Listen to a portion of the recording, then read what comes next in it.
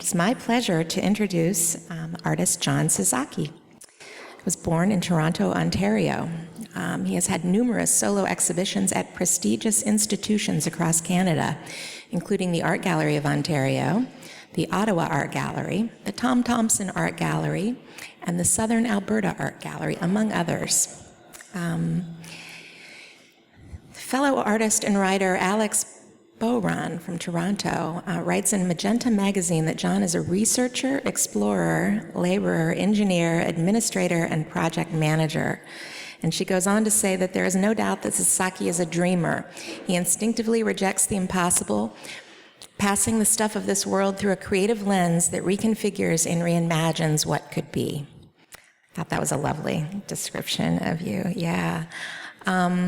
You're here on a residency, from a Detroit-sponsored Canadian residency, sponsored by Canadian Residency, which is a winner of the Knight Foundation's Knight Arts Challenge. Congratulations. And the Canadian Residency celebrates Detroit's binational border as a wellspring of cultural diversity and a source of increased economic potential.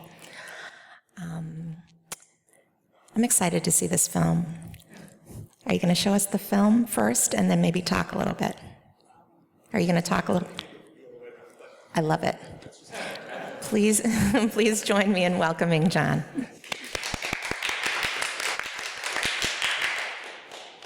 Thank you so much. Wow.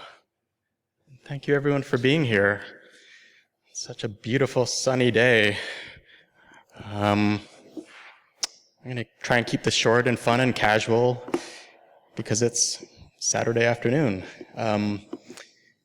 Thank you, Amy. As Amy said, my name is Jon Sasaki. I'm a Toronto-based artist. I'm visiting Detroit for 6 weeks as part of the Canadian Residency. And thank you, Peter Rozek, director of the residency, for having me and for being here today. Do you want to say a couple of words about the residency? No?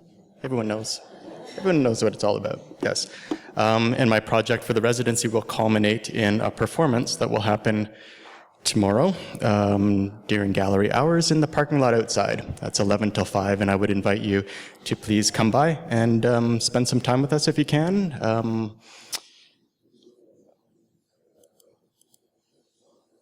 Ever so briefly, you will be able to see me and a crew of people, including some students from Cranbrook Academy, cutting down a vintage stretched limousine, removing the middle section and welding it back together as a regular-sized sedan car. How hard could that be? I have to wonder, like, if people in Detroit are sick of seeing art about cars. Is that kind of the go-to thing? I sort of wonder. Like in Canada, in Toronto at least, it's like every exhibition has to have a tree in it. Like, it's sort of the Canadian go-to thing, but it's mandatory. But seeing as I'm from Toronto, car art is still interesting to me. So we'll be doing a bit of that tomorrow. But that's tomorrow. And right now, I want to talk about a couple of older pieces. I'll take you back in time to 2008. This was a performance that I did for Toronto's Nuit Blanche. I'm sure you know what Nuit Blanche is, but it's Toronto's Nuit Blanche is very similar to Nuit Blanches elsewhere in the world. It's a one-night event that presents site-specific work in public spaces. It's been running 10 years now in Toronto. It always happens in early October, 7 p.m. till 7 a.m. So it's like this 12 hours throughout the night of presenting work outside, and it's a very arduous 12 hours. It's very fraught and exhausting for the participating artists, but at the same time, I'm a fan because it's like this kind of very rich context to work within and sort of push up against. And in 2008, I did a piece called I Promise It Will Always Be This Way, in which 26 mascots took to the fields of a soccer stadium in downtown Toronto. And they were given one instruction, and that was to remain enthusiastic for the entire duration, the entire 12 hours, which was sort of an instruction that I thought would be next to impossible intentionally. I kind of wanted to build in a bit of failure there. So you can see in the background, there's some cots. There's like a little snack station. And in my mind, I kind of thought that when they got tired, when these mascots got tired and their sort of enthusiasm waned, they would take off their hats or their like heads, and they would take a little nap. And then by, say, 2 in the morning, they would all be asleep on the field. And the audience would see how exhausting it is. But that's in fact not really what happened. In the end, it became like a much more optimistic piece. This is another shot of the mascots sort of early on in the night when they were all out in their mascot costumes. Like they were sort of emblematic of enthusiasm. I'm going to show you the video. There's like a short 5-minute documentation.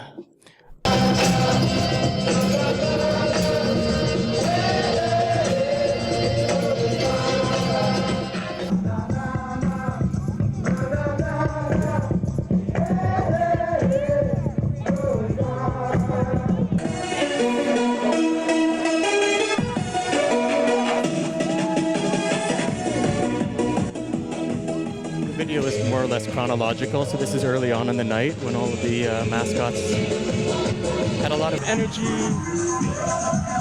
dancing and doing mascot stuff.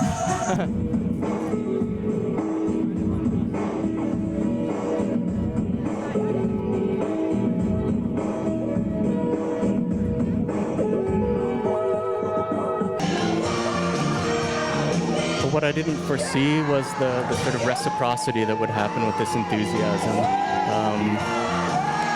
There became like this sort of rapport between the audience and the mascots, and in fact it became like this sort of like very, I don't know, heartwarming give and take of energy throughout the night.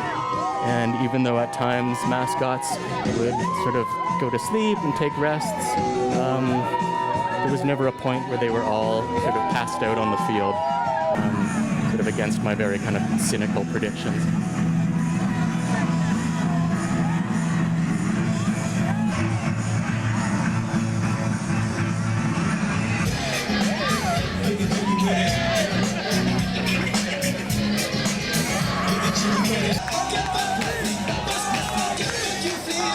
This felt like a turning point in the night. This was probably around 11, 12, 1 in the morning.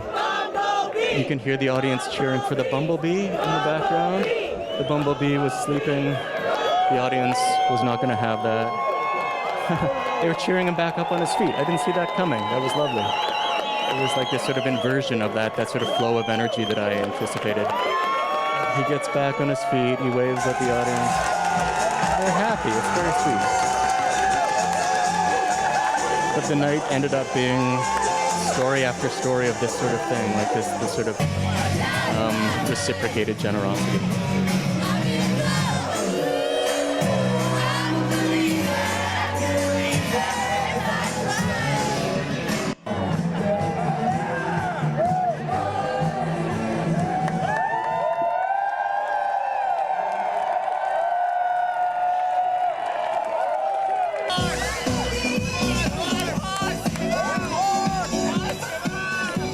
Cheering for the horse. It's the saddest looking horse I've ever seen in my life.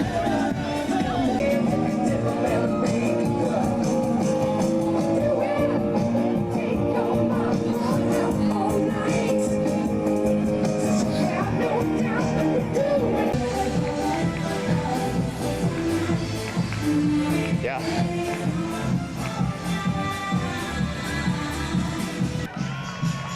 You guys look so cold.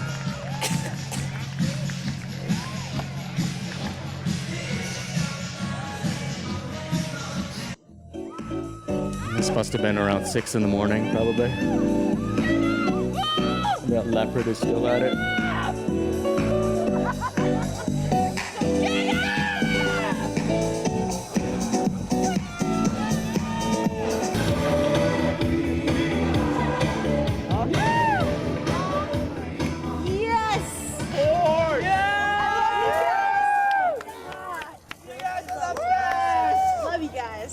Snowman mascot, I should say. The snowman's a bit of an outlier, actually. Like, it's not sort of a traditional like team mascot costume, but he was, when the city of Toronto found out that I was doing a performance with mascots, someone told me, oh, we actually have some costumes, some mascot costumes in our storage locker down in the basement of City Hall. And they turned out to be the official mascots of the city of North York, which actually amalgamated with the city of Toronto in around 1999. But they became like these sort of obsolete city mascots as soon as like the city amalgamated. So they had just been like sitting abandoned in this poor storage locker for about 8 years until this performance. So this was like kind of the first time they had seen the light of day for a while. But I don't know, there was like this sort of, I don't know, this sort of side story of the kind of, not redemption, but like taking something that was like maybe sort of obsolete and re-imbuing it with some sort of energy or some sort of like renewed purpose, which I kind of enjoyed.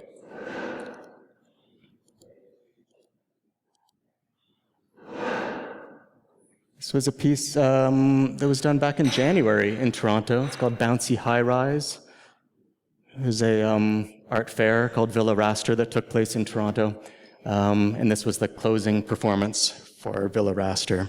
It was a 1 hour long performance that took place at the MOCAD in Toronto, which stands for the Museum of Contemporary Canadian Art. This museum is actually, it's no longer at that particular location. That location in downtown Toronto has been sort of the site of a lot of very rapid gentrification. So the site of this museum is now being bulldozed, and it will become condominiums very shortly. So they're in the process of renovating a new space. But that became very important for this particular piece. I wanted to build a high-rise within the span of an hour using bouncy castles and a couple of scissor lifts. There they are. It's a little bit of satire. There's also this sort of Sisyphean task to kind of see like if it was even feasible.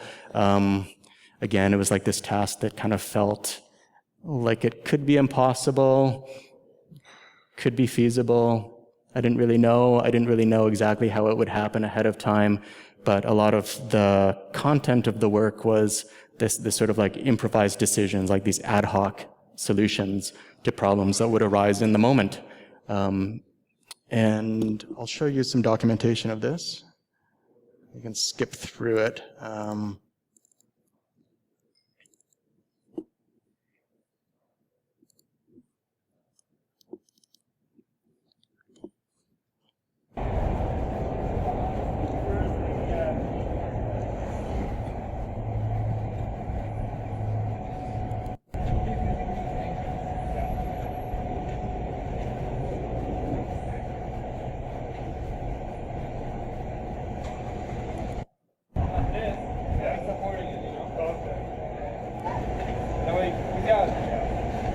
I didn't know what would happen. It's sort of starting to buckle over a little bit there. Yeah, that was troublesome. This wasn't rehearsed ahead of time. We didn't really know what to expect.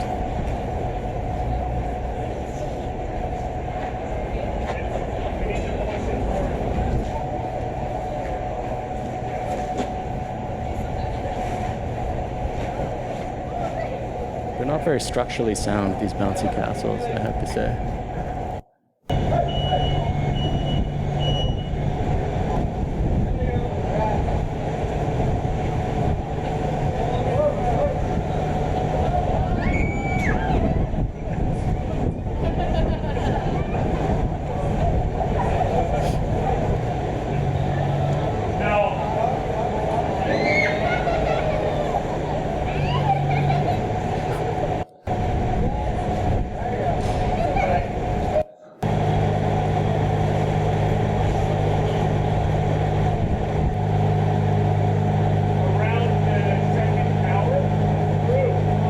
Given permission to drill into the facade of this building, seeing as it was about to be demolished. And so we were able to sort of rope supports for the bouncy castles onto the facade.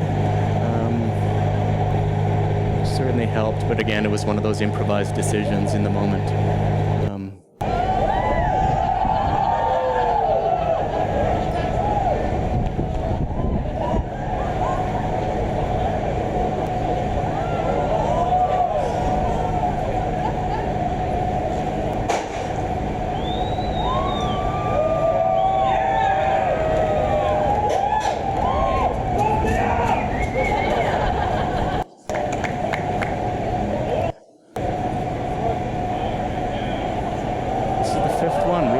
5 altogether, and this is like minutes before that hour elapsed. We managed to do it.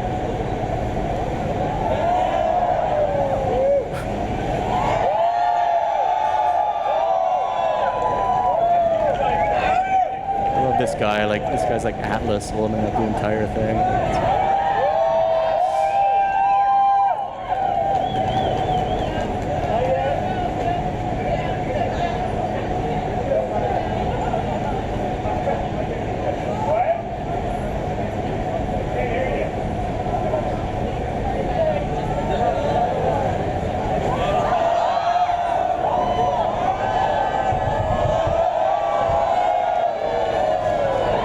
Somehow so satisfying to watch that.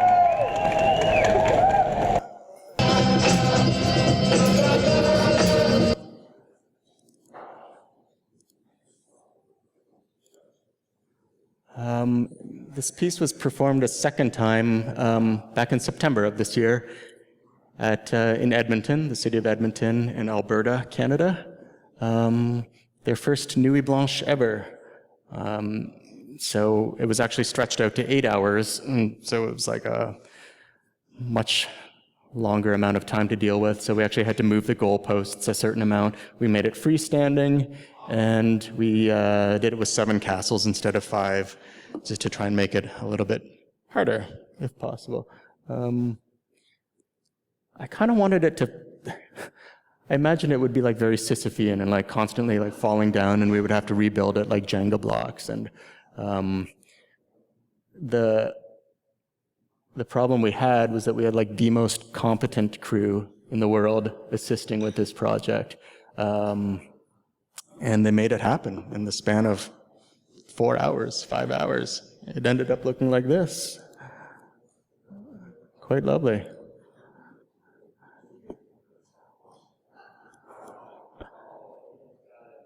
It's a video called, it's actually a series of videos, 5 videos, called Rube Goldberg Machine. I'm sure you all know who Rube Goldberg is. He's a cartoonist, early 20th century cartoonist, who depicted these very convoluted machines that do very simple tasks in like the most inefficient way possible. There was one at the beginning of Back to the Future, that opening scene in Back to the Future, where there's like this convoluted machine that I think ultimately maybe opened up a can of dog food into a dog food bowl. One of my favorite films. This was a trailer that was commissioned by Toronto's Images Film Festival, and it preceded the screenings, all of the screenings that year. There was 5 variations. I'll just show you 1 or 2. They're very quick.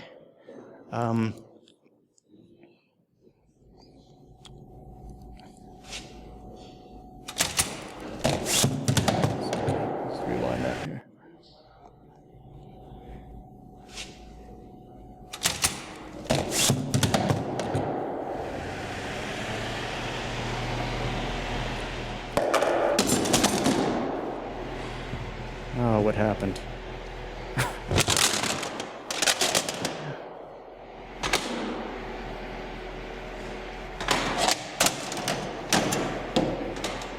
So unlike a competently built Rube Goldberg machine, this one actually does not go off flawlessly.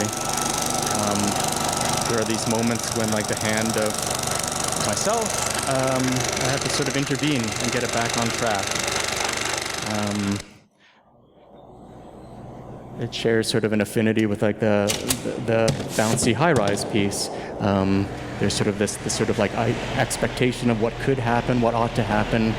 Things don't always go that way, and it's about like these sort of moments when you have to like sort of intervene.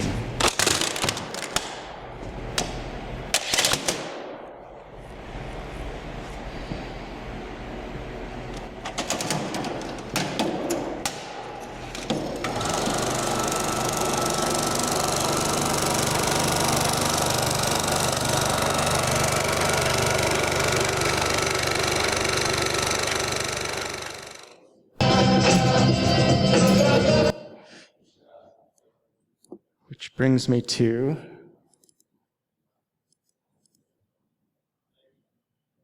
58-yard, 53.0352 meter runway.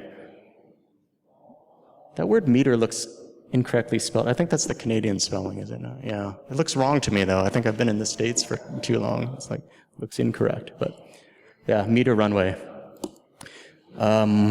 which was the documentation from a 3-month residency I did in Dufftown, Scotland, at the Glenfiddich Artist in Residency program. Myself and 7 other artists spent the summer in Dufftown, which is the single malt capital of the world, at the distillery, the Glenfiddich distillery. It's like a really charming little town. There's like one intersection, one grocery store, no post office. It was adorable. I was assigned this really cute little house to live and work in. I think it was the house that formerly belonged to one of the distillery workers. So it was very residential. It had a nice bright living room area that would have been sort of ideally scaled for an artist to do like works on paper or maybe small sculptural works. But I figured the best thing to do would be to build a working airplane in my house. Following the patterns or the blueprints from Popular Mechanics magazine that were offered in November of 1981. I saw this advertisement for building a full-size plane for only $900, and it's too interesting an opportunity to give up. So the summer was spent following these blueprints, which I have to say were really inept. Actually, they were sort of the worst instructions I've ever come across in my life. I was supposed to be able to build these full-size airplane for $900 from hardware store materials. Back in '81, they were like readily available materials. But of course, transposed to 2015 in the UK, these things were not so easy. And a lot of the project involved this sort of active translation, translating materials that were no longer available 20 some odd years later. It involved like this sort of translation between North American standards and European standards. So a lot of the measurements that I was given were, of course, imperial. And when I was buying my materials, I was forced to sort of find like the closest equivalent in metric. So for an example, I guess like the tubular aluminum that was supposed to be 1/8 of an inch thick. There's no sort of exact metric equivalent for that. So it became like this sort of judgment call of scaling up or down to find the nearest equivalent. And then also just trying to decipher what these blueprints were talking about, because in this particular example, this is like the rudder section of this airplane, and one notation said it was 51 inches long, and another notation called it 53 3/4 of an inch long. So I kind of figured like it probably mattered,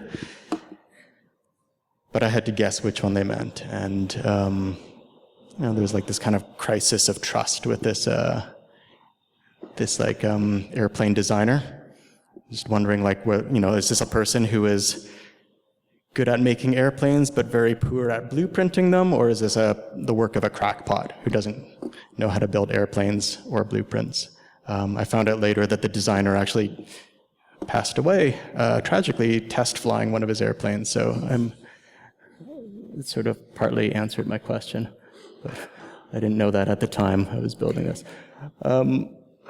But I guess like the film that I'm going to show you very shortly sort of documents like these, like moments of congruency and incongruency between like these two sort of very disparate functions of the house that I was living in.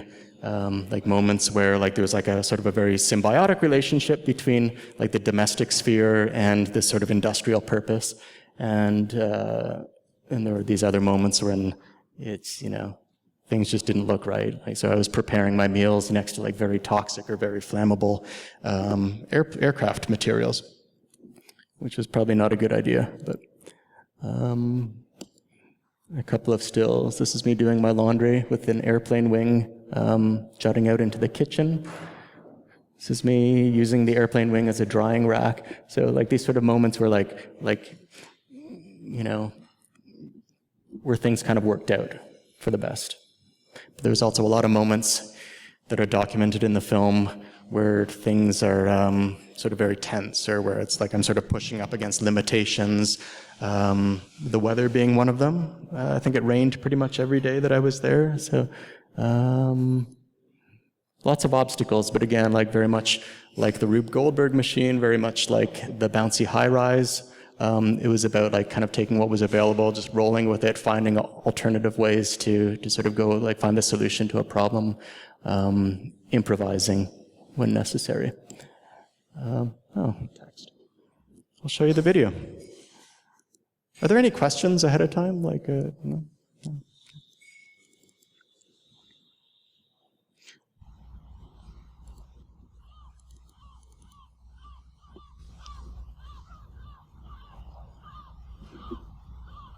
I'm going to stop talking now. I'll sit down and watch it with you. That's not true. I'm going to just say that this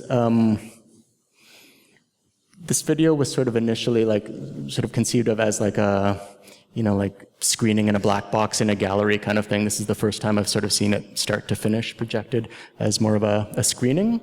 I sort of envisioned that people would maybe watch it for 5 minutes and then move on. So it's my way of saying if you feel like getting up and leaving, you're not going to hurt my feelings. Yeah.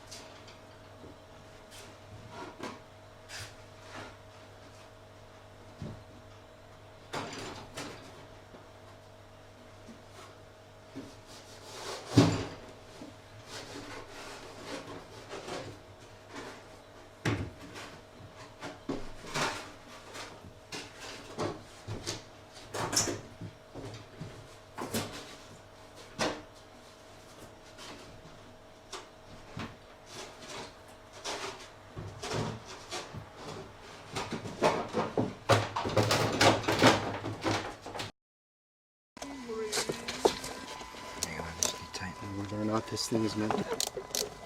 What?